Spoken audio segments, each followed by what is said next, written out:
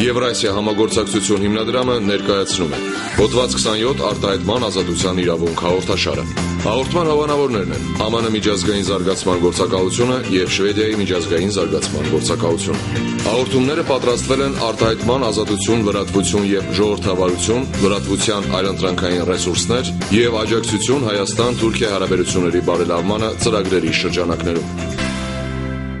Բարև ձեզ, եթերում հոդված 27 արտահայտման ազատության իրավունք հաղորդաշարի հերթական թողարկումն է և այսօր մենք զրուցելու ենք Եվրամիության արևելյան գործընկերություն նախաձեռնության մասին, որին ներգրաված են նախկին Խորհրդային Միության 6 երկրներ և նրանցից երկուսի փորձագետները և քաղաքացիական հասարակության ներկայացուցիչները այսօր մեր տաղավարում են Վրաստանից և Հայաստանից, ինչպես նաև մեր հյուրն է Հայաստանում Եվրամիության պատվիրակության ղեկավարի պաշտոնակատար պարոն Օնո Սիմենսը եւ առաջի հարցը ես ուզում եմ ուղղել Օնոյին։ Ինչպես կգնահատեք առաջընթացը արևելյան գործընկերության Հայաստանում։ Պոլիս կարծում եմ մենք առաջ ենք շարժվում։ Անցյալ շաբաթ տեղի ունեցավ բանակցությունների 7-րդ փուլ ասոցիացիոն համաձայնագրի վերաբերյալ։ Դա մի քանի ամիս է անցել եւ մենք արդեն այնքան առաջ ենք անցել, որ բանակցային 19 գլուխներ փակել ենք։ Կարծում եմ 1-2 ամիսների ընթացքում կարող ենք հասնել բանակցությունների ավարտին։ Երկու այլ ուղղություններ արևելյան գործընկերության, որոնց վրա մեծ ուշադրություն է դարձվում, դա խոր եւ համապարփակ ազատ առևտրի համաձայնագիրն է Եվրամիության եւ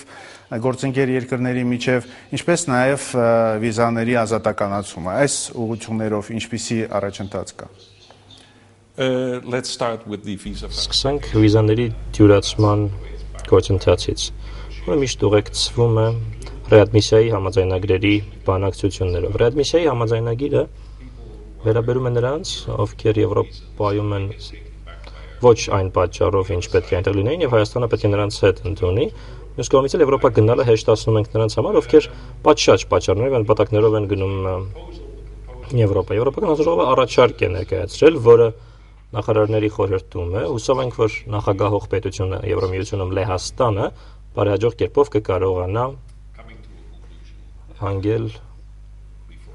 եզրակացության նախքան դեկտեմբեր։ Դա նշանակում է, որ սկզբունքորեն մենք կարող ենք սկսել բանակցությունները դրանից անմիջապես հետո, եթե Սուրբ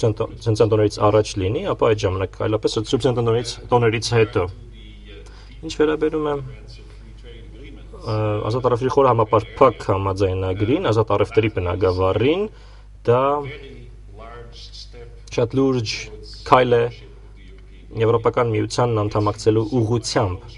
Շատ ավելի է պետությունը մոտենում Եվրոպական միությանը դրա շնորհիվ, բայց դա ընծաճ է, պետք է շատ տնային աշխատանք անես։ Հայաստանը եռանդուն աշխատում է այս ուղղությամբ, կառավարության կողմից ծրագրվում է այն ավարտել նախքան կրկին Սուրբ Ծննդյան տոները, տեսնենք, եթե ստացվի, ապա կարող ենք սկսել բանակցելը մոտավորապես գարնանը, այլապես մի փոքր ավելի ուշ։ Սովորաբար միշտ մրցակցություն կա Հայաստանի եւ Վրաստանի միջև, լինի դա ֆուտբոլ, մշակույթ, թե քաղաքականություն, եւ մեզ իհարկե հետաքրքիր է համեմատել առաջընթացը Վրաստանում արևելյան գործընկերության շրջանակներում։ Ես հարցս ուզում եմ ուղղել Թամարին, որը արևելյան գործընկերության քաղաքացիական հասարակության համաժողովի Վրաստանի ազգային համակարգողն է։ Խնդրեմ Թամար։ Good evening everybody. Բարի երեկո բոլորին։ Նախ առաջ ուզում եմ շնորհակալություն հայտնել կազմակերպիչներին մեզ վրացի գործընկերներին այստեղ հրավիրելու համար։ Առաջին անգամ եմ Երևանում, շատ երջանիկ եմ այստեղ գտնվելուս։ Չվերաբերում է ձեր հարցին, ցավալի է, որ մենք չենք ներկայացնում կամ մեզ հետ չէ Վրաստանում Եվրոպական միության պատվիրակության ներկայացուցիչը, որպեսզի ավելի կոնկրետ տեղեկություններ հաղորդեր։ Բայց որպես քաղաքացիական հասարակության ներկայացուցիչներ մենք գիտենք, որ առաջընթացը երկկողմ հարաբերություններում Վրաստանի եւ Եվրոպական միության միջև ընթանում է։ Մենք գիտենք, որ ասոցիացիոն համաձայնագրի բանակցությունը սկսվել է վիզաների հարցով։ Կարծում եմ գործընկերս Քեթևանը կմանրամասնի։ Ազատ առևտրի խոր համապարփակ համաձայնագրի մասին էլ գիտենք, որ Վարշավայի քաղաքական ժողովում ընդունված հռչակագրում խոստում կար, որ այդ համաձայնագրի բանակցությունը կարող է սկսվել նախքան տարեվերջ, բայց դա դեռևս կախված է որոշակի պայմանների կատարումից։ Կարծում եմ գործընկերներս էլ կարող են այդ մասին մանրամասնել։ Katie. Good evening. Բարի երեկո։ Ինչպես Թամարն ասաց, որոշակի առաջընթաց ձեռք բերվել է հաշվետվության համաձայնագրի ուղղությամբ, որքան ես գիտեմ, բանակցությունների 7 փուլեր են արդեն իրականացվել, 19 գլուխների մեծ մասն արդեն փակված է։ Դրական առաջընթաց կա վիզաների դյուրացման եւ ռեադմիսիայի ուղղությամբ Վրաստանը չասեմ ստորագրել, այսինքն նախկինում դեռևս ստորագրել էր համաձայնագրերը, որոնք ուժի մեջ մտան այս տարվա մարտի 1-ին, արդեն մի քանի ամիս է ինչ այդ համաձայնագրերը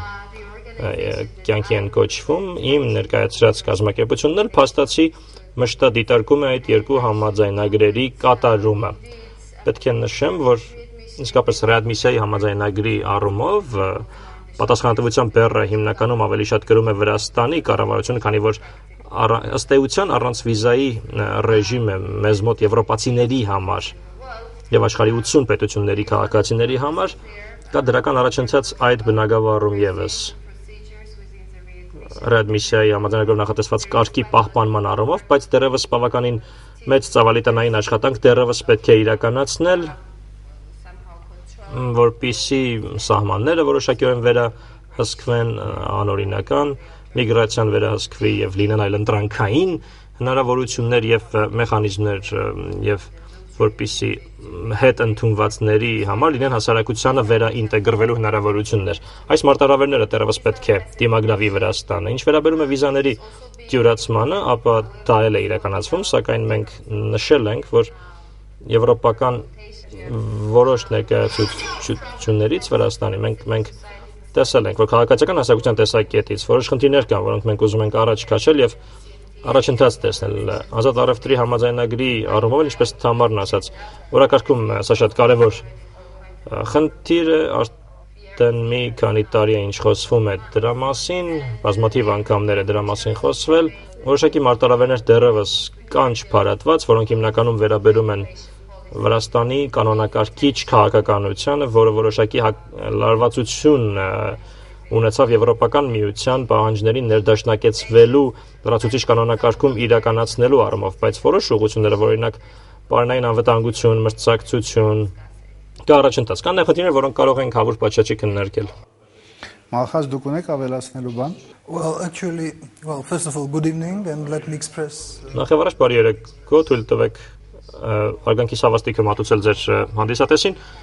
Գործընկերներս իրապես շատ մանրակրկիտ պատասխաններ տվեցին, բայց ես երևի միայն կներկայացնեմ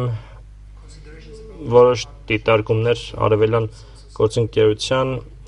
եւ դրա վերաբերյալ Վրաստանի քաղաքացիական հասարակության պատկերացումների մասին։ Վրաստանում երբ խոսում ենք արևելյան գործընկերության մասին մեր գործընկերների հետ, միշտ ինչ-որ շփոթություն ունենք արևելյան գործընկերությունը հասկանալու առումով։ Կարծում եմ, որ այս նախաձեռնությունը, Եվրոպական միության այս նախաձեռնությունը հասկանալը կամ ըմբռնում է դրա տեխնիկական աջակցության առումով շրջանակի մեջ ընդգրկված պետություններում որոշակիորեն նվազում է։ Եվ այն հարցերը, որոնք ընդգծվել են, որոնք մանրամասնորեն նկարագրվել են Եվրոպական հարաբերության քաղաքականության միջոցառումների ծրագրերում, օրինակ քաղաքական երկխոսությունը կամ օրինակ դատաիրավական համակարգը եւ այլն, դրանք այս շրջանակի մեջ, համագործակցության շրջանակի մեջ բացակայում են։ Երբ խոսում ենք արևելյան գործընկերության մասին, միշտ առկա է քննադատական վերաբերմունք։ Ոչ միայն քննադատական, այլ քաղաքացիական հասարակության կողմից չբավարարվածության, անբավարարության զգացողություն, որովհետև մենք չենք տեսնում հենանիշները, որոնցով կարելի է չափել, գնահատել մեր երկրի կողմից կայուն, մնայուն, ուժեղ ժողովրդավարության կառուցման գործընթացը,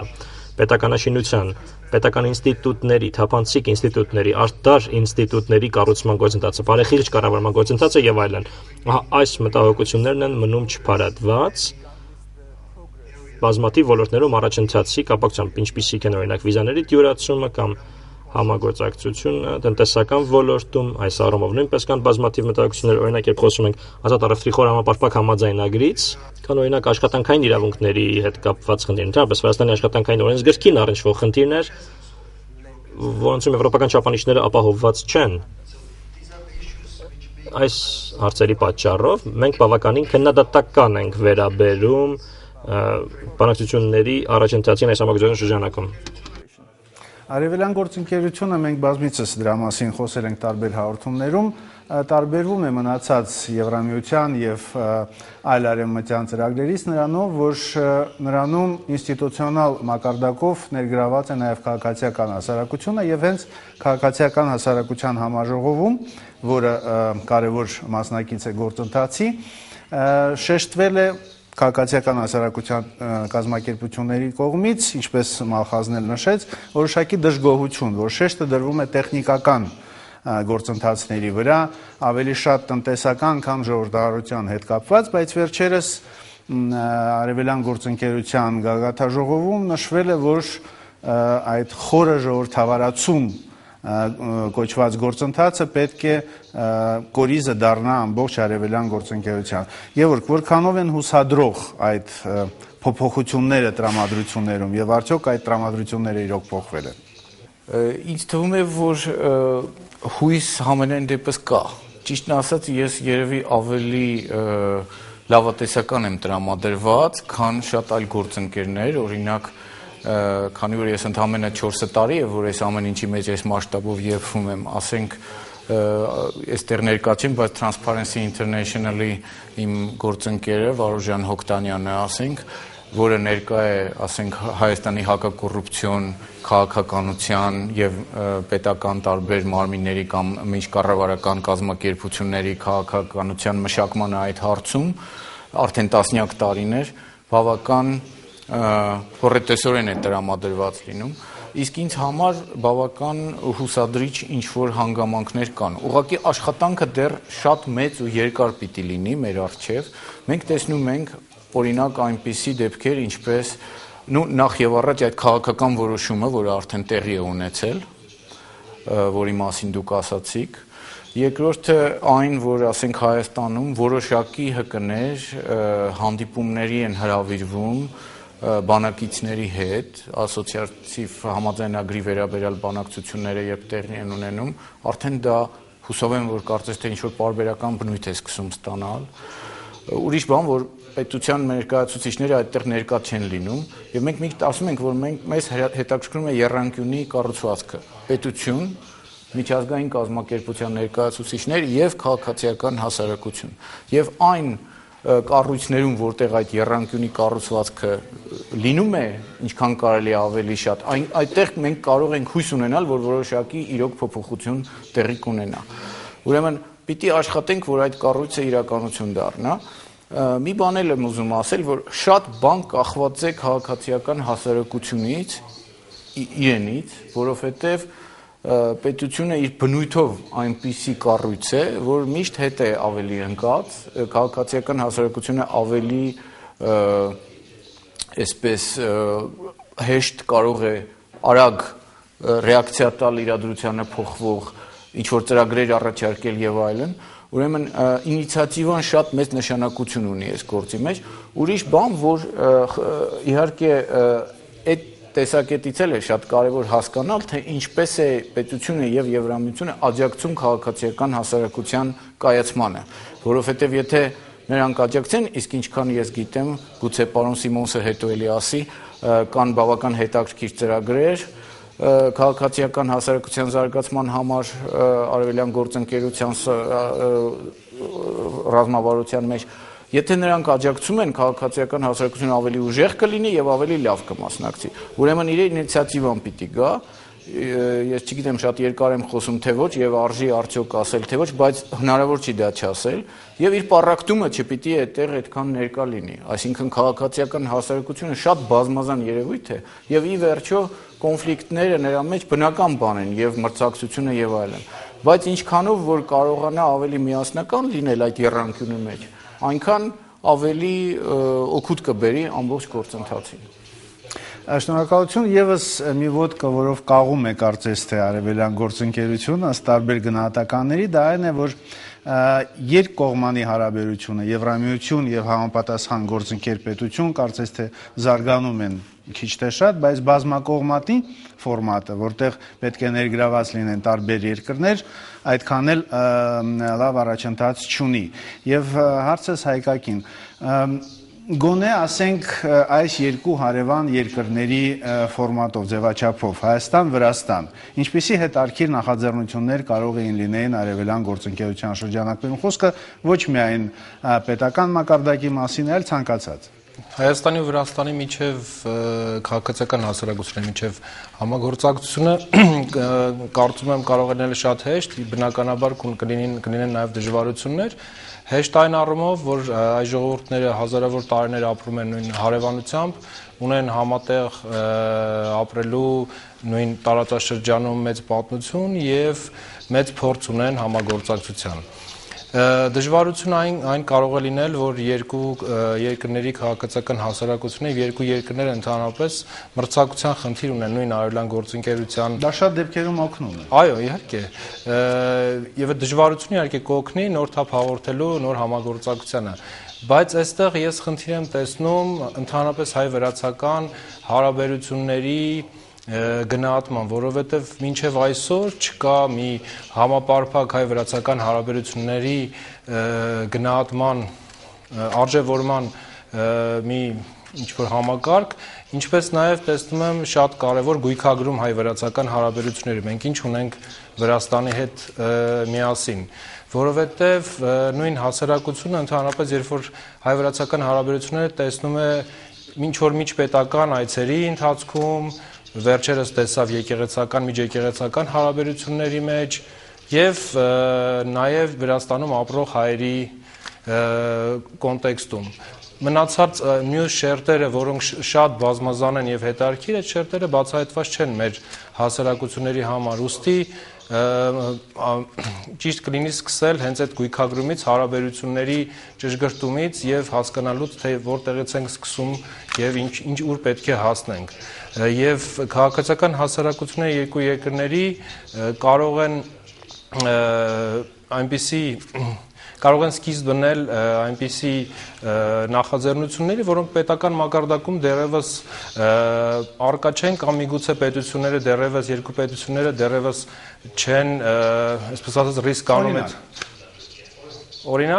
Օրինակ կարելի է խոսել նույն միջեկեղեցական հարաբերությունների մասին, որովհետև միանգամից վերևի մակարդակով այդ հարաբերությունները լուծելը կարծես թե այդքան էլ առաջընթացի չբերեց։ Մյուս խնդիրը միջսահմանային խնդիրներն են Հայաստանի ու Վրաստանի,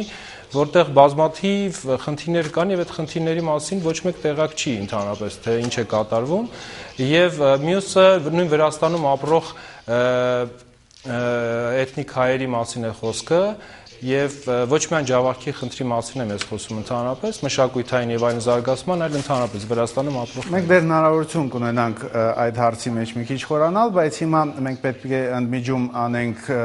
Երկիրն այսօր հաղորդման համար, այնուհետև կվերադառնանք տաղավար։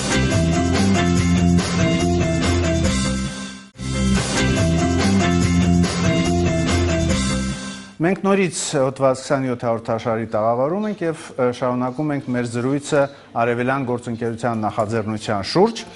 եւ մինչ ընդմիջումը մենք արդեն խոսեցինք նրա մասին, թե ինչպիսի ուղղություններով կարող են զարգանալ հայ-վրացական հարաբերությունները եւ ընդհանրապես բազմակողմանի ձևաչափը արևելյան գործընկերության եւ ուզում եմ հարցս ուղղել Արմինեին, կարծես դուք վերջերս այդպիսի նախաձեռնության օրինակ ունեցել եք ձեր գործունեությունում։ Այո, ընդամենը 1 ամիս առաջ մենք պայմանագիր ստորագրեցինք Սևտովյան միջսահմանային համագործակցություն Եվրամիության ծրագրի հետ եւ սկսեցինք մի բազմակողմ միջազգային ծրագիր, որին մասնակից են որպես գործընկեր Հայաստանը որպես հիմնական մասնակից, Վրաստանը, Մոլդովան եւ Ռումինիան։ Այս քառակողմ ծրագիրը փաստորեն մենք համենայն դեպս մեր փորձը առաջին անգամ է քառակողմ ծրագիր իրականացնելու եւ Հայաստանը պետք է ասեմ, որ ստորագրել է Հայաստանի կառավարությունը իդեմս էկոնոմիկայի նախարարության ստորագրել է Սևծովյան միջսահմանային համագործակցության այդ հուշագիրը, մեմորանդումը եւ այստեղ արդեն երևում է մեր երկու երկրների կարող են համեմատություն, որոշակի համեմատություն կատարել, թեև ծրագիրը բոլորովին նոր ենք սկսել։ Մեր վրացի գործընկերը ուրախ է եղել իմանալու, որ իր կառավարությունը տեղյակ է արդեն այդ ծրագրի մասին եւ կանչել են իրեն, շնորհավորել եւ առաջարկել են աջակցություն Իսկ ցավոք սրտի էկոնոմիկայի նախարարությունը, որ ի պաշտոն է պետք էր Հայաստանի էկոնոմիկայի նախարարությունը, որ ի պաշտոն է պետք էր հետաքրքրված լիներ այդ ծրագրով, քանի որ ի վերջո Հայաստանն է շահողը դրամաշնորհը, բացարձակապես անտարբերության է մատնել։ Այստեղ ես ինչ-որ սիմվոլիկ ինչ-որ մի բան եմ տեսնում, ընդհանրապես մեր շատ իշխանական ոլորտներին հատուկ է դեռևս վերադասի այդ հոգեբանությունը։ Գևորգը նշեց, որ մեր քաղաքացիական հասարակությունն էլ միատար չի, շատ բազմազան է եւ դա նորմալ է, բնական է, այնպես որ սա կրկնակի մարտահրավեր է եւ քաղաքացիական հասարակության կողմից եւ կառավարության, այստեղ երկուսն էլ կրթվելու եւ դաստիարակվելու խնդիր ունեն։ Եվ կարծում եմ, որ որպեսզի համագործակցությունը ստացվի մեր երկու կողմերի եւ ի վերջո եռանկյունու վերածվի սա իսկական, պետք է ջանք գործադրվի եւ քաղաքացիական հասարակության կողմից համենայն դեպս հանդես գալու մյուս գործընկերների մոտ որպես միասնական, հնարավորինս միասնական ուժ եւ իշխանությունների կողմից հանդես գալու իրենցից թոթափելու այդ վերադասության բարդույթը։ Թամար, մենք խոսեցինք այդ եռակողմանի, եռակողմ համագործակցության մասին, Եվրամիության կառույցներ, մեր կառավարություն, ազգային կառավարություն եւ քաղաքացիական հասարակություն։ Կարծես Վրաստանում այդպիսի մի ձևաչափ արդեն գործում է։ Yes, yeah. This kind of Այո, նմանատիպ հարաբերությունները կառավարության, Եվրամիության պատվիրակության եւ քաղաքացիական հասարակության միջև կան 2006 թվականից։ Բայց հարցն է, թե որքանով են այդ կառույցները հաջողված։ Հանձնակատար Ֆյուլեի Վրաստան կատարած այցից հետո այս տարվա հուլիսին, երբ նա քանիցս ընդգծեց քաղաքացիական հասարակության ներգրավման կարևորությունը որոշ ներկայացման գործընթացին, մասնավորապես ժողովրդավարացման եւ իրավունքի գերակայության հարցերի առնչությամբ արևելյան գործընկերության շրջանակում Եվրոպական միության Վրաստանում պատվիրակությունը ստորացիչ ջանքեր գործադրեց, որպեսզի այս տեսակ երկխոսությունը խորացնի։ Նորացված, համակարգված երկխոսությունը կառավարության ներկայացուցիչների քաղաքացիական հասարակության միջև կազմակերպվեց Եվրոպական միության Վրաստանում պատվիրակության կողմից եւ տեղի ունեցավ սեպտեմբերին, այս տարվա սեպտեմբերին։ Մեծ ճշմարտությունն ասեմ, ես չունեմ բավարարության զգացողություն։ Ընդհանուր առմամբ, այո, խոսեցինք ընդհանուր հարցերի մասին, խոսեցինք այս դերակատարների միջև ոչ բավարար համագործակցության մասին, չենք քննարկել էական հարցերը, որոնք են հիմնախնդիրները ժողովրդավարացման ոլորտում մեր կարծիքով, իրավունքի գերակայության խնդիրները, որոնք են մեր կարծիքով, տնտեսական խնդիրները, բնապահպանական խնդիրները մեր կարծիքով, որոնք են, բայց մեզ խոստացել են, որ դա շարունակվելու է։ Եվրոպական միության Վրաստանում պատվիրակությունը ջանք է գործադրելու, որպեսզի այս կառուցվածքը իսկապես դարձնի արդյունավետ եւ հաջողված։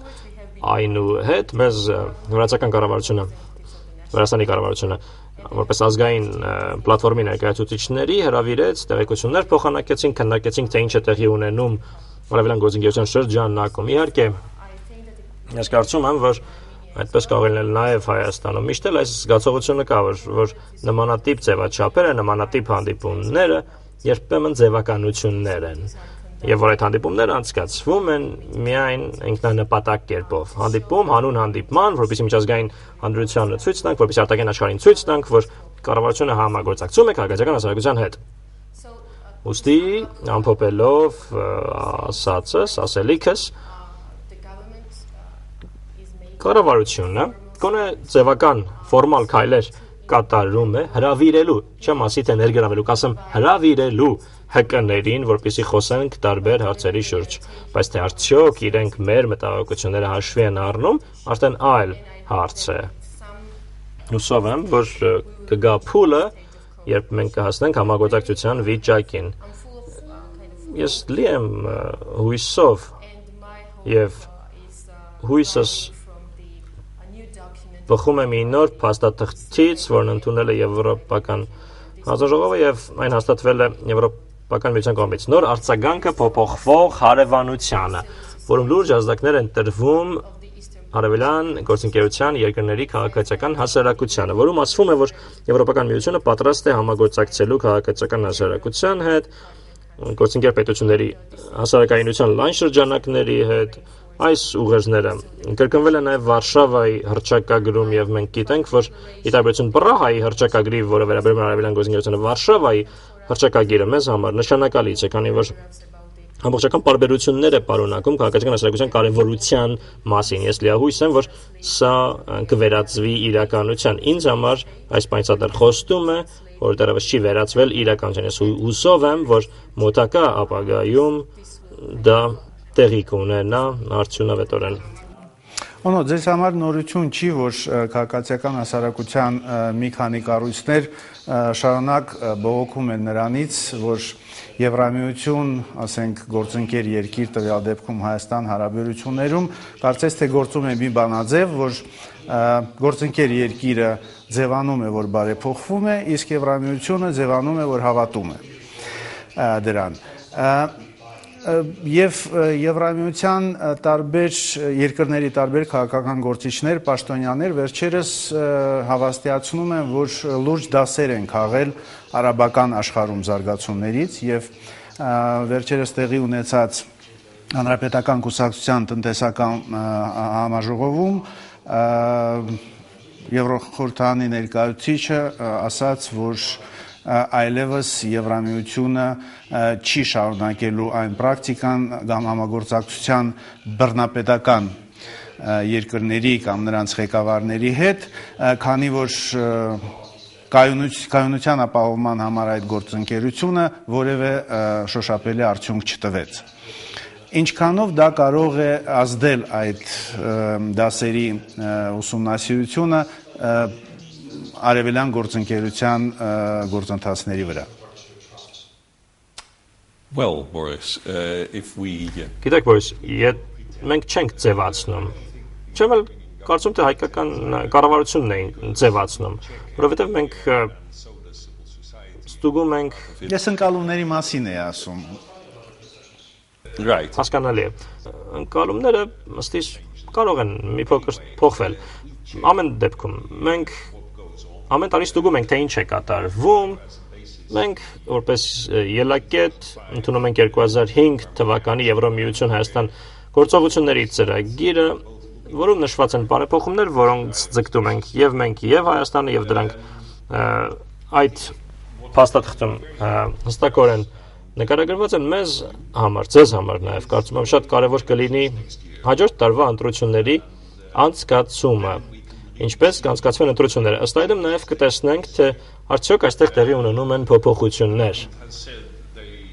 Կառավարությունը հայտարարել է, որ դրանք Հայաստանի պատմության մեջ լավագույն ընտրություններն են լինելու։ Մենք ենք ստուգելու, դուք եք ստուգելու։ Մենք ուշադրություն կդարձնենք իրավիճակի զարգացումներին, հաշվի կառնենք այդ զարգացումները, քանի որ արևելյան գործընկերության շրջանակում քաղաքականությունը այսօր այսպեսին է, ավելի դիմաց։ Եթե տեսնում ենք առաջընթաց, ապա ավելի շատ օժանդակությունն է հնարավոր դառնում։ Հետաքրքիր է տեսնել, որ միջազգային հանրությունը պատրաստ է շատ մեծ փող ծախսել, որպեսզի մյուս ընտրությունները հնարավորինս արդար եւ ազատ անցնեն։ Ընտրական օրենսգիրքը փոփոխվել է, Վենետիկյան հանձնաժողովը նշել է, որ ընդհանրապես փոփոխությունները, ընդհանրապես դրական է գնահատել ընտրական օրենսգիրքը, բայց դուք էլ գիտեք, ես էլ գիտեմ, օրենքները շատ լավ բաներ են, բայց իրականում կարևորը օրենքի իրականացումն է։ Ես լսել եմ պատմություններ նախկին ընտրությունների ընթացքի մասին ես հուսով եմ, ոչ միայն հուսով եմ, որ մենք նաև պիտի ստուգենք, համոզվենք, որ այս անգամ պրակտիկան այլ է լինելու։ Մենք միջազգային լավագույն պրակտիկային կձգտենք, որ դա նման լինի։ Կարելի է եզրակացնել ձեր խոսքերից, որ ուշադրությունը Եվրամիության կողմից ընտրությունների նկատմամբ ավելին կլինի, քան նախորդ տարիներին։ Definitely. Միանշանակորեն։ Շնորհակալություն։ Նույնիսկ Եվրամիության երկրներում կան այդպես եվրոենտուզիաստներ եւ եվրոսկեպտիկներ։ Պարզ է, որ մեր երկու երկրներում նույնպես կան այդ երկու ճամբարները եւ ես հետաքրված կլինեի լսել գործընկերների կարծիքը։ Ինչպես է դրսևորվում եվրոսկեպտիցիզմը Հայաստանում, ինչպիսի դիրքերում է այն, եւ Վրաստանում երևի նույնը չի, բայց կցանկանայի Գևորգ, սկսենք Հայաստանից։ Ես գուցե մի քիչ տարօրինակ կողմից մոտենամ այս շատ կարևոր հարցին։ Հայաստանում կան մի շարք շատ զարգացած երիտասարդներ, քաղաքացիական հասարակության ներկայացուցիչներ, որոնք համարում են, որ Վրաստանի ռեֆորմների փորձը եւ Եվրոպայի հետ միավորման դեպի Եվրոպա գնալու փորձը վերջին 2008 թվականից սկսած դա մի օրինակելի դեպք է, որին Հայաստանը ավաղ չի հետևում։ Համարում են, որ Վրաստանում բոլոր ուղղություններով շատ ավելի մեծ առաջընթաց կա եւ դրանում մեծ ճշմարտություն կա, որտեղ մենք անզեն աչքով ենք դա տեսնում նաեւ, ասենք այդ կոռուպցիայի բացակայությունը ճանապարհային ոստիկանության շրջաններում, ոստիկանությունների թափանցիկ լինելը, իմիջիալոց մենք դրա վերաբերյալ առանձին եւս մի հաղորդում ենք ունենալու առաջիկա ամսվա ընթացքում Վրաստանի ռեֆորմների բիզնեսի հեշտությունը, թե ինչպես բիզնես անել եւ բացատրում են այդ ամեն ինչը Եվրոպայի հետ Վրաստանի մոտիկությամբ։ Այսինքն որ Վրաստանը սկզբունքորեն հայտարարեց դեռ Շևարդնաձեի ժամանակներից մենք Եվրոպա ենք, վերջացավ գնաց։ Եվ բնականաբար Հայաստանի պրոբլեմը բացատրում են նրանով, որ Հայաստանը այդ բալանսավորման կամ կոմպլեմենտարիզմի քաղաքականությունն է անում տարիներ շարունակ կոնֆլիկտի մեջ է Հայաստանը, բայց դե Վրաստանն էլ է կոնֆլիկտի մեջ, այսինքն կոնֆլիկտի հարցը այստեղ նույնական է, հարցը դա չէ, բայց որ Հայաստանը այդպես էլ իր, այսպես ասած, վերջնական սկզբունքները չի մշակել եւ Ռուսաստանի եւ Արևմուտքի հետ փորձում է բալանսավորել։ Եվ երբ ես նայում եմ այդ սկեպտիցիզմին, որի մասին դու ասում ես, Բորիս, ինձ թվում է այդ խմբի կարծիքներին հակադիր կարծիքը հենց այդ սկեպտիցիզմի կարծիքն է։ Ես սկեպտիցիզմի մեջ չեմ տեսնում ռացիոնալ հատիկ, երբ որ նրանք ասում են, որ մեր արժեքները, ասենք, եվրոպական չեն, ոնց չեն, եթե մենք քրիստոնյա ժողովուրդ ենք եղել դարեր շարունակ։ Երբ որ ասում են, որ դեռ եկեք մտածենք, եվրասիական ենք մենք ավելի շատ, միջին արևելքի ներկայացուցիչ ենք եւ այլն։ Այդ ամեն ինչի հետ հանդերձ մենք ունենք Եվրոպայի ծրագիրը, Եվրամիության արևելյան գործընկերության ծրագիրը եւ շատ համապատասխանում է, որ այս տարածաշրջանը դառնա այդ ծրագրի անդամ ու առաջատար։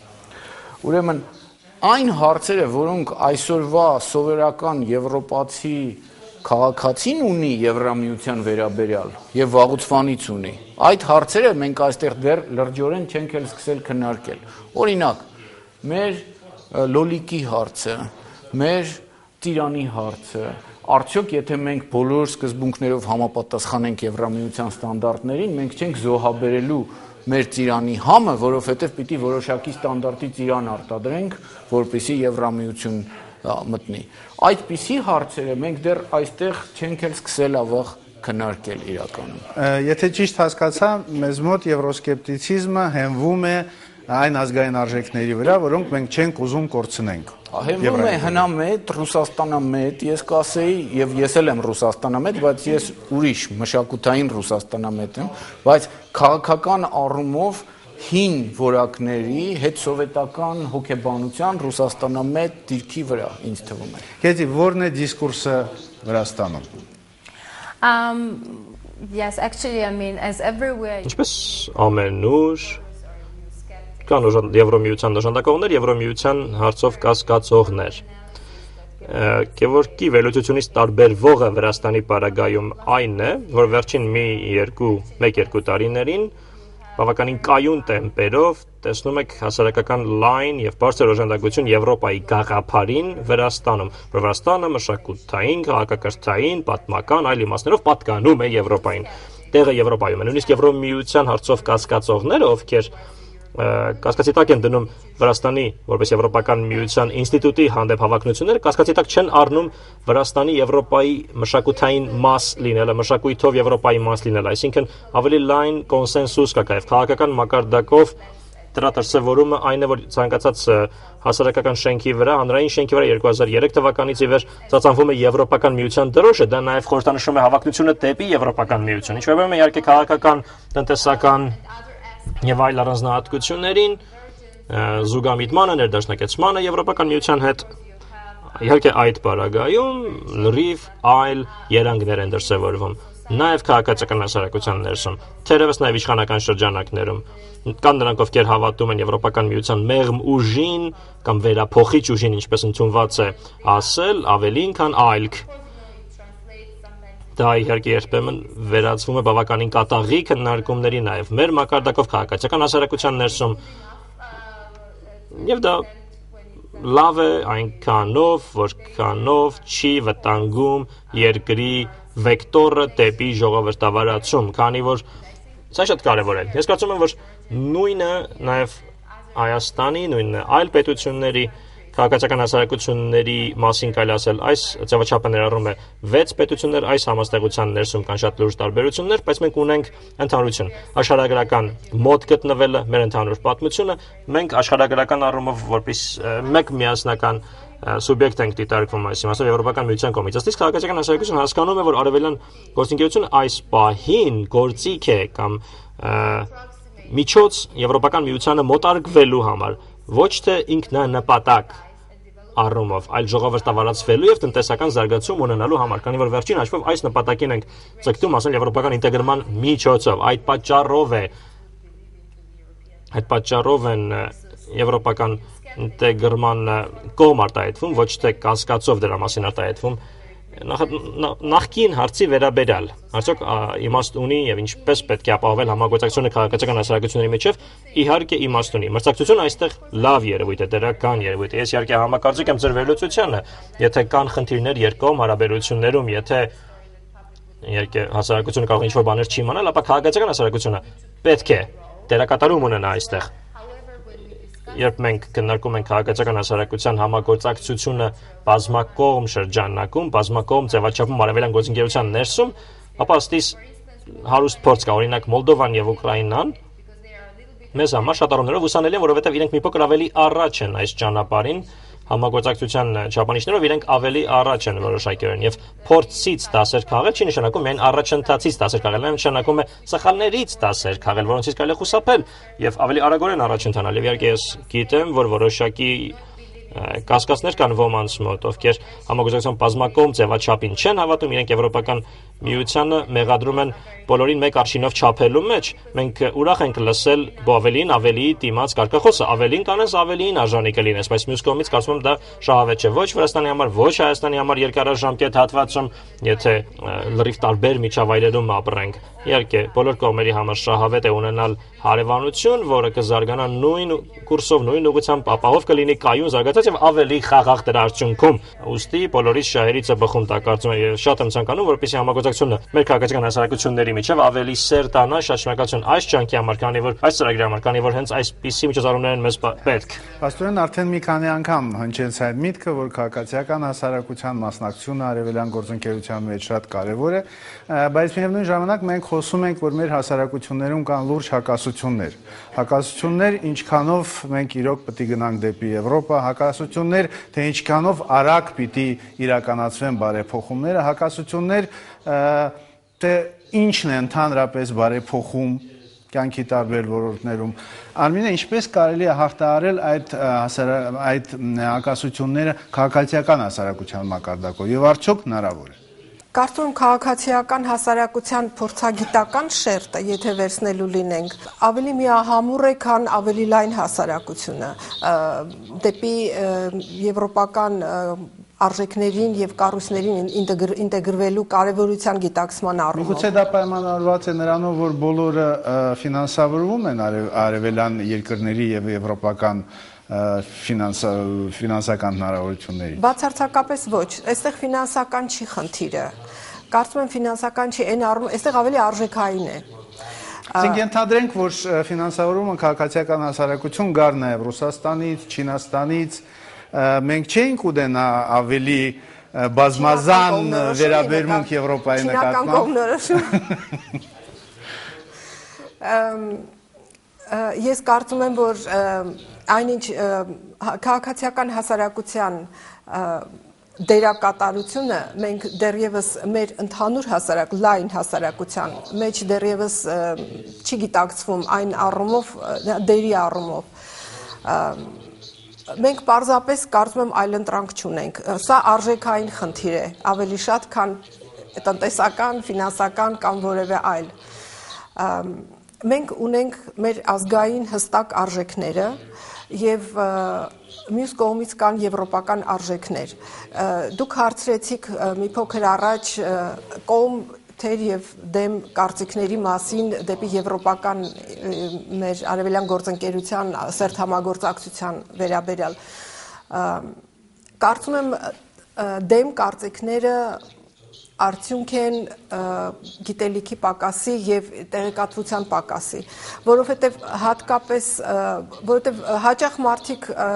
այնպիսի պատճառաբանություններ են բերում դեմ լինելու համար, որ գալիս է նրանց պարզապես չիմանալուց։ Օրինակ, ինչպես կարելի է հակասության մեջ տեսնել մեր ազգային արժեքները եւ եվրոպական արժեքները, երբ դրանք նայում ես, դրանք իրոք սերում են միևնույն արմատներից, միևնույն հիմք ունեն եւ իրականում միևնույնն են։ Մենք բոլորս էլ միևնույն նպատակներն ունենք, միևնույն ձգտումներն ունենք, բայց չիմանալու պատճառով դրանք խեղաթյուրվում են մարդկանց գիտակցության մեջ եւ կարծում եմ, որ նաեւ քաղաքացիական հասարակությունը դեր ունի այստեղ կատարելու այդ ճիշտը մատուցելու, ճիշտը ներկայացնելու։ Մալխաս, ձեր կարծիքը ինչքանով միահամուր է վրացական քաղաքացիական հասարակությունը իր Եվրոպայի հանդեպ հետաքրությամբ եւ շահագրգռվածությամբ։ 2003 թվականից սկսած, երբ տեղի ունեցավ Արտերի հեղափոխությունը Վրաստանում, վրացական հասարակությունը արտահայտել է իր օժանդակությունը այս քաղաքական փոփոխություններին, պայմանավորված այն պատճառով, որ հեղափոխությունը նախաձեռնածվեր նախավը համարվում էր արևմտամետ, եվրոպամետ։ Արևմտամետ հավակնությունները վրացական հասարակությունում կասկածի տակ չպետք է առնել, բայց կա որոշակիորեն վտանգավոր չասեմ միտում կա եվրոկասկածամտության ահագնացող միտում հասարակությունում։ Գևորգն էլ խոսեց վրացական բարեփոխումների հաջողության մասին, ոչ ոք չի կարող հերքել բարեփոխումների հաջողությունը նշված ոլորտներում, հատկապես այն ոլորտներում, որոնցում պետությունը պարտավորվել է ծառայել քաղաքացիներին։ Բայց միաժամանակ այդ բարեփոխումները, հատկապես տնտեսական բնագավառում, իրականացվել են այն համախմբվածության քաղաքական միջավայրում։ Դժբախտաբար մենք բազմազան եւ կայտաբղետ քաղաքական միջավայր չունենք։ Բարեփոխումների հաջողությունը պայմանավորված էր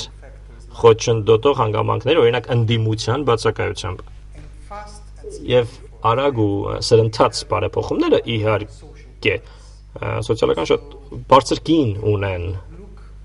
Եթե մենք դիտարկում ենք թե եվրոկասկածամտության միտումը ինչպես է դրսևորվում Վրաստանում, ապա դա կախված է բարեփոխումների թերություններից սոցիալական բնագավառում։ Այսինքն վերջերս օրինակ շատ տհաճ իրադարձություն եղավ Վրաստանում, երբ արմիությունները կազմակերպեցին գործադուլ Քութայիսի քաղաքում եւ այն ոստիկանության կողմից ցրվեց։ Դժբախտաբար աշխատանքային օրենսգիրքը, ես խոսում եմ աշխատանքային օրենսգիրքի մասին, նախկինում եմ խոսել։ Աշխատանքային օրենսգիրքը դժբախտաբար նրանց թույլ չէր տալիս պաշտպանել իրենց։ Մեծ մաս աշխատանքից զրկվեցին, որևէ փոխհատուցում չստացան, օրինակ եւ այլն։ Իհարկե նմանատիպ խնդիրները մարդկանց ստիպում են դժգոհություն դրսևորել արևմտամետ քաղաքական վերնախավի նկատմամբ։ մեծ կողմնորոշում այս պարագայում շատ հստակորեն է գնահատվում։ Եվ ինձ համար շատ դժվար է ասել, թե որքանով տարածված է այս միտումը վրացական հասարակությունում, բայց այս միտումը իրապես տեսանելի է։ Եվ այն հիմնականում կենտրոնացած է, ինչպես օրինակ Գևորգն արդեն նշեց, հայկական քննարկումների դիսկուրսի մասով, այն հիմնականում ազգայնական եւ կրոնական հիմունքներ ունեցող դիսկուրսի ձևով է դրսևորվում։ Ահա այդ ոլորտներում են դժգոհ հասարակական խմբերը փորձում խուսափել առկա քաղաքական դժգոհությունից։ Հայկակ, դուք նաև դասավանդում եք համալսարանում եւ շատ եք հանդիպում երիտասարդ պատմաբանների հետ։ Եվ շատ հետաքրքիր է, ինչպիսի ընկալումներ կան այսօր երիտասարդության մեջ Եվրոպայի նկատմամբ, որտեղ գիտեք, երևի մի 10-15 տարի առաջ Եվրոպան ընկալվում էր որպես տարածաշրջան, որտեղ բարեկեցիկ կյանք է, որտեղ գնալը շատ հետաքրքիր է, բավականին շատ մշակութային արժեքներ եւ շատ քիչ են խնդիրներ, լինեն սոցիալական, տնտեսական կամ այլ։ Այսօր Եվրոպայից մենք հիմնականում լուրեր ենք ստանում ճգնաժամի հետ կապված, տարբեր երկրներ հարց են բարձրացնում, արդյոք մենք պետք է մնանք Եվրամիության մեջ, ինչպես է դա փոխում Եվրոպայի ընկալումը երիտասարդության մեջ։ Առաջին հերթին ուղղակի իմ դիրքորոշումը ես ասեմ, եվրոպական արժեքային համակարգի կենտրոնում մարդն է եւ դա է արժեքային համակարգի ամենահիմնական անկախ ճգնաժամից։ Այո, անկախ ամեն ինչից։ Եվ ճգնաժամերը միշտ լինում են բոլոր երկրներում եւ աշխարհի ցանկացած ծայրում։ Իհարկե, Եվրոպայից եկող այդ տիպի բացասական ալիքները ինչ որ ձևով կարող են ազդել տրամադրությունների վրա, սակայն այսօրվա մեդիա աշխարհում, երբ որ հնարավոր է վարկյանական ժամանակի եւ տարածության մեջ տեղափոխվել միտեղ եւ միանգամից ինֆորմացիան քաղել, տեղեկատվությունը քաղել հենց այն աղբյուրից, որտեղից որ պետք է, սկզբնաղբյուրից, ես կարծում եմ, որ այն մարդիկ, ովքեր տիրապետում են այդ լծակներին եւ այդ ձիրքերին մեդիա աշխարհի, շատ հեշտ կարող են կողմնորոշվել եւ ավելի ճկուն են կողմնորոշվելու արժեքային համակարգի դեպի որ արժեքային համակարգ են իրենք գնում։ Եվ ըստ իս այն մարդիկ, ովքեր տիրապետում են այդ գործիքներին, առաջադեմ գործիքներին այսօրվա աշխարհի, նրանք ավելի ճկուն են եւ ավելի ազատ են իրենց կողմնորոշման մեջ։ Իսկ այն մարդիկ, ովքեր որ հնարավորություն չունեն եւ ինֆորմացիոն հոսքեր նրանց համար շատ այսինքն մաչելի չեն կամ գալիս են, այսպես ասած, արդեն իսկ հղկված որոշակի խողովակներով, այդ մարդկանց համար դժվար է իհարկե կողմնորոշվել ուր դեպի Եվրոպա, դեպի Ռուսաստան, թե դեպի, չգիտենք, Հարավ կամ Չինաստան։ Օնո, դուք արդեն մի քանի տարի է, որ Հայաստանում եք։ Ձեր պատկերացումը տարբեր շփումներից, ինչքանով հայերը հասկանում են ինչ է Եվրամիությունը, ինչ է Եվրոպան։ Well, it's a learning process. If Europe were Կոնցենտրացիա, որում մարդիկ սովորում են, եթե Եվրոպան պարզ բան լիներ, մարդիկ ավելի շատ բան կիմանային եւ կհասկանային, բայց Եվրոպայի մասեր կան, որոնք ես էլ չեմ հասկանում։ Ոստի դա պարզ խնդիր չէ, բայց մարդիկ ըստ իս հասկանում են եվրոպական արժեքները եւ դա է ամենակարևորը։ Դա է մեր գոյության սկզբնաղբյուրը եւ պատճառը։ Մենք ուզում ենք արժեքները կիսել ձեզ հետ, արժեքներ փոխանակել ձեզ հետ եւ կարծում եմ, որ հայերը բավականին երկար ճանապարհ կանցան այդ ուղղությամբ։ Գիտեք, ես ուզում եմ ասել, որ եվրոպական արժեքները երևի ծանոթ էին նրանց, ովքեր հետաքրվում են անկախ Եվրամիությունից։ Բայց Եվրամիությունը այդ գիտելիքին ավելացրեց եւս մեկ բան, դա մի կառույց է շատերի պատկերացումների մեջ, օրինակ իմ, որը հնարավորություն է տալիս դուրս գալ տարբեր ճգնաժամերից եւ հաղթահարել տարբեր հակասություններ։ Դա մի մեխանիզմ է, որը որևէ այլ աշխարհի ծայրում ստեղծված չէ։ Այսօրվա Եվրոպան կապացուցի մեզ, որ ինքը հենց այդպիսին է եւ հնարավորություններ ունի ճգնաժամից դուրս գալու, ցանկացած ճգնաժամից։ I think so. Կարծում եմ, այո։ Եթե դիտարկեք Եվրոպական միության պատմությունը, ես էլ իմիջիալոց պատմաբան եմ։ Ոստի սիրում եմ պատմությունն ուսումնասիրել, կտեսնեք, որ առաջընթացը տեղի ունենում, երբ կան խնդիրներ, այո, կա խնդիր, բայց եթե դիտարկեք անցյալ շաբաթվա համաձայնությունը հունական ճգնաժամի վերաբերյալ չանվանենք, հա, եվրո ճգնաժամ կամ եվրոպական ճգնաժամ, որովհետև եկեք ընդունենք, հույները չեն ուզում դա իմանալ, բայց իրենք ունեն խնդրեմ, հատկապես իրենց կառավարությունը ունի խնդրեմ։ Մենք հանգել ենք մի բանի, որը բավականին կառուցողական է թվում։ Կարծում եմ, որ կարող ենք այդ կետից առաջ շարժվել։ Կարծում եմ, որ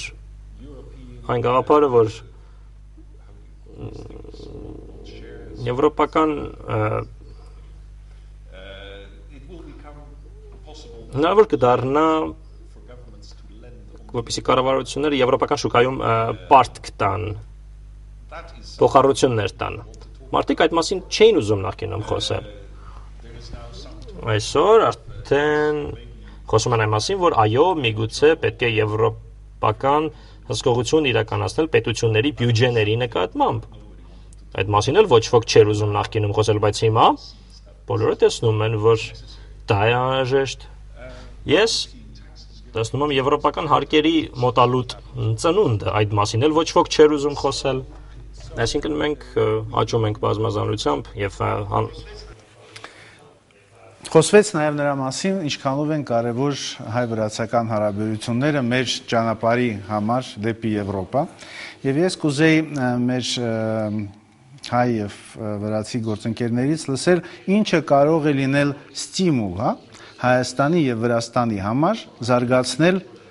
այդ բազմակողմանի ձևաչափը մեր դեպքում եւ մեր տարածաշրջանում։ Պարզ է, որ Վրաստանը շահագրգռված է Բալտյան երկրների հետ համագործակցել, որտեղ դա արագացնում է, հա, ճանապարհը դեպի Եվրոպա։ Հայաստանը շատ լուրջ հույսեր է կապում Ֆրանսիայի հետ, որպես հին բարեկամի եւ նույնպես ձգտում է համագործակցել այս արևելյան գործընկերության շրջանակներում Եվրամիության երկրների հետ։ Իսկ ինչը կարող է մեզ կապել իրար հետ, ինչը կարող է մեզ օգնել համագործակցությամբ մոտենալ Եվրոպային։ Ով կցանկանա, ես այստեղ չեմ ուզում հատուկ հարցը ուղղել կոնկրետ մարդուն։ Խնդրեմ ախր։ Well, maybe I will answer on this question, or I will try to answer on this question. The Eastern Partnership really Արևելյան գործընկերությունը մեզ իսկապես թույլ է տալիս գիտակցել, թե ինչի շնորհիվ կարող ենք ավելի մոտ լինել իրար։ Մենք շատ բաներից կարող ենք բողոքել մեր երկրների բարեփոխումների մասին, բայց արևելյան գործընկերությունը լծակներ է ստեղծում հասարակության համար, քաղաքացիական հասարակության միությունների կամ դաշինքների միջոցով, որպեսզի հասարակությունը ձևավորի օրակարգ, առաջ քաշի օրակարգի խնդիրներ, որոնք կխթանեն հասարակության զարգացումը եւ կայացումը Եվրոպայի ուղիով։ Բայց նույնիսկ այդ իմաստով մենք այլ մի խնդիր ունենք, երբ խոսում ենք մեր երկրների մասին առանձին, ասում ենք որոշ պետություններ շատ են առաջ գնացել, մյուսները հետ են ընկել։ Արևելյան գործընկերությունը իրականում մեզ հնարավորություն է ընձեռում ոչ միայն մեր սեփական հարցերին ուշադրություն դարձնելու, այլ նաև տեսնելու համատեքստը այլ հասարակություններում։ Շատ դժվար է ասել, թե եվրոպական արևելյան գործընկերության նախաձեռնությունը կարող է նոր տարածաշրջան ձևավորել այս 6 պետությունների, գործընկեր պետությունների ներգրավմամբ, բայց այն առնվազն կարող է խթանել երկխոսությունը հարևան պետությունների միջև։ Դժբախտաբար Հարավային Կովկասը բզգտված է հակամարտություններով եւ բազմաթիվ քաղաքական շահեր կան հասարակությունների ներսում, ինչպես նաեւ քաղաքական դրսի դերակատարներն են ազդում մեր երկրների զարգացումը եւ այլն, բայց քաղաքացիական հասարակությունը ինչ կարող է անել, ինչ կարող է պահանջել սեփական հասարակությունում, ինչ կարող է ապահովել իր երկրի կառավարության համար։ Ընդհանուր միասնական դիսկուրս եվրոպականացման վերաբերյալ, քննարկում եվրոպականացման վերաբերյալ։ Նմանատիպ փորձ մենք արդեն իսկ ունենք։ Քաղաքացիական հասարակության համագործակցություն Հայաստանի եւ Վրաստանի միջև։ Նախաձեռնել ենք քաղաքացիական հասարակության երկխոսությունը Հայաստանի եւ Վրաստանի քաղաքացիական հասարակությունների միջև արդեն 2 տարի է ինչ այդ ձևաչափը, այդ շրջանակը գոյություն ունի Ինչ ենք մենք արել։ Մենք հավաքել են քաղաքացիական հասարակության կազմակերպությունների ներկայացուցիչների, ովքեր քննարկել են փոխադարձաբար հետաքրքրող հարցեր, օրինակ տնտեսական հարաբերությունները պետությունների միջև, օրինակ ժողովրդավարացման միտումները, օրինակ տարածաշրջանային զարգացումները սահմանին մոտ տարածաշրջաններում, էթնիկ փոքրամասնությունները, Վրաստանի պարագայում, Վրաստանում ապրող էթնիկ հայերը եւ բազմաթիվ այլ հարցեր, որոնք շատ կարեւոր են եվրոպականացման օրակարգում։ Ինչ ենք մենք անում այդ տեսակ երկխոսությունից հետո։ Մենք մշակում ենք միասնական տեսլական խնդիրների լուծման միասնական մոտեցումներ։ Եթե խնդիրները կարող են խոչընդոտել մեր եվրոպականացումը։ Այս գործընթացն ըստիս սկիզբ է առել եւ արևելյան գործընկերությունը որոշակի շրջանակ է, որը կարող է մեզ թույլ տալ խորացնելու համագործակցությունը քաղաքացիական հասարակության կազմակերպությունների միջև տարբեր պետություններում, ոչ միայն Վրաստանի միջև։ Եվ հայկական տեսակետը Գևորգ, գիտեք մենք խոսեցինք մրցակցության մասին, բայց մրցակցությունը կարող է ստիմուլ լինել նրա համար, ով հետ է ընկած, ով որ առաջ է, կարող է չուզենա համագործակցել նրա հետ, ով որ հետնապահ է։ Ընդհանուր արդեն գիտելիք է, գիտություն է դարձել, որ տարածաշրջանում գոնե մի քիչ էլ ավելի է զգացվում, հատկապես Վրաստանի կողմից 2008 թվականի պատերազմից հետո, որ կարևոր է տարածաշրջանային ընդհանրություն ստեղծել եւ ես ուզում եմ վերջացնել իմ հին գաղափարով, որը գուցե բավական ֆանտաստիկ է հնչում, բայց շատ համահունչ է Եվրամիության մասին այն բանին, ինչ դու ասացիր Բորիս, որ Եվրամիությունը դա վերպետական կառույց է խնդիրներ լուծելու համար։ Եվ ինձ թվում է մեր տարածաշրջանի ուրեմն խաղաղությունը հասնելու է նրանով, որ այստեղ նույնպես ստեղծվի մի վերպետական կառույց, որը խնդիրներ լուծի։ Եվ դրա շնորհիվ մենք ունենք ընդհանուր գործ անելու միասին։ Ուրեմն օգտագործենք արևելյան գործընկերությունը նաև սովորելու համար, այսինքն հիմնականում սովորելու համար, եւ մենք բնականաբար այդ հարցերին դեռ բազմիցս կանդրադառնանք, իսկ այսօր այդքանը կհանդիպենք հաջորդ շաբաթ։ Հաղորդումը պատրաստվել է Արտահայտման ազատություն, լրատվություն եւ ժողովրդավարություն, լրատվության այլընտրանքային ռեսուրսներ եւ աջակցություն Հայաստան-Թուրքիա հարաբերությունների բարելավմանը ծրագրերի շրջանակներում, ԱՄՆ միջազգային զարգացման գործակալության եւ Շվեդիայի միջազգային զարգացման գործակալության աջակցությամբ։ Հաղորդման բովանդակության համար պատասխանատու է Եվրասիա համագործակցություն հիմնադրամը։ Այստեղ արտահայտված տեսակետները պարտադիր չէ, որ համընկնեն ԱՄՆ միջազգային զարգացման գործակալության, ԱՄՆ կառավարության, Շվեդիայի միջազգային զարգացման գործակալության կամ Շվեդիայի կառավարության տեսակետներին։